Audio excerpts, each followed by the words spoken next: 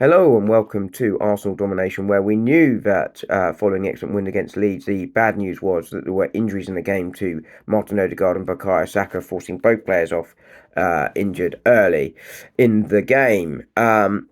There has been, in the last sort of 24 hours or so, a reported sense of relief around Arsenal, but the injuries didn't seem to be too severe. And while Arsenal haven't come out and put an official sort of timeline on it, and to be clear, Mikel Arteta very rarely does so, and nor do the club. They don't like setting expectations around return dates, and they don't like putting the pressure on the player because there are so many variables of an injury that it is very difficult to put exact timescales on it. But Sammy Mockdale of the BBC has come out this morning. He is a very reliable reporter. He has come out this morning to say that Arsenal expect Bukayo Saka to be out for 3 to 4 weeks.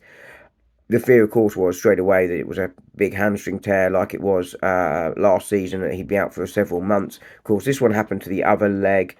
I think sort of similar to sort of other injuries that you sort of see. Sometimes after a big injury, players can not quite trust that leg, put extra pressure onto the other leg and cause an injury there. Maybe that's what's caused it from Bukayo Saka. Maybe it's just misfortune. Maybe it's sort of lack of preparedness from Arsenal. We will never know. People will speculate on that. But to be clear, I think unless you're a medical expert and unless you're close to what Arsenal are doing, we simply don't know what's caused it. Um, Injuries like Kai Havertz and Odegaard, you can probably easily explain away by what's happened there. Martin Odegaard gets a contact injury and falls onto the shoulder. Kai Havertz, obviously, having discomfort in the knee that he injured last season. Not necessarily a surprise with that one. You've sort of seen it with Rodri with ACLs as well, that sometimes players will get a reoccurrence of that injury after a significant injury in the same area as part of their rehab. Gabriel Jesus is the ultimate example of that. And of course, he came back onto training on the grass over the weekend, so that was good news there. Although we still shouldn't expect him to really be anywhere near the side until at least the latter half of the year, but more likely if he's going to be influential in the squad after Christmas. So that was some good news. But back to Bukayo Saka.